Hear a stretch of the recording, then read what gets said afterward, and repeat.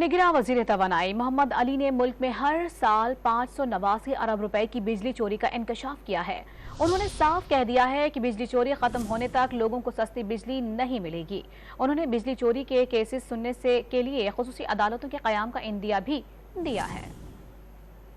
एक तरफ अवाम बिजली के भारी बिलों में कमी के लिए निगरां हुकूमत से रिलीफ की आस लगाए बैठे हैं, तो दूसरी तरफ निगरां वजीर तवानाई मोहम्मद अली ने दो टोक कह दिया कि जब तक बिजली चोरी खत्म नहीं होती तब तक लोगों को सस्ती बिजली नहीं मिलेगी। टोटल जो साल का नुकसान होता है चोरी और बिल ना रिसीव करने की वजह से वो 589 बिलियन 589 अरब रुपए का है। ये जो 589 अरब जो लोग पे नहीं करते या चोरी करते हैं, उसकी वजह से वो लोग जो बिजली की पेमेंट करते हैं, जिनको बिल्स मिलते हैं और जो पे करना चाहते हैं, उनको ज़्यादा रेट पर बिजली मिलती है। जब तक ये बिजली की चोरी ख़त्म नहीं होगी, जब तक तमाम लोग अपने बिल्स पे नहीं करेंगे, तो उस वक्त तक जो लोग बिजली की बिल्स पे करते हैं उनकी प्राइस, उनके बिल्स नीचे नहीं आएंगे।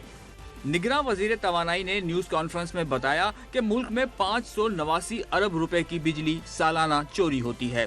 वजीर आजम ने बिजली चोरी की रोकथाम के लिए क्रैकडाउन की हिदायत की है। बिजली चोरी के केसेस सुनने के लिए खुसूसी अदालतों का क़याम ज़ेर गौर है।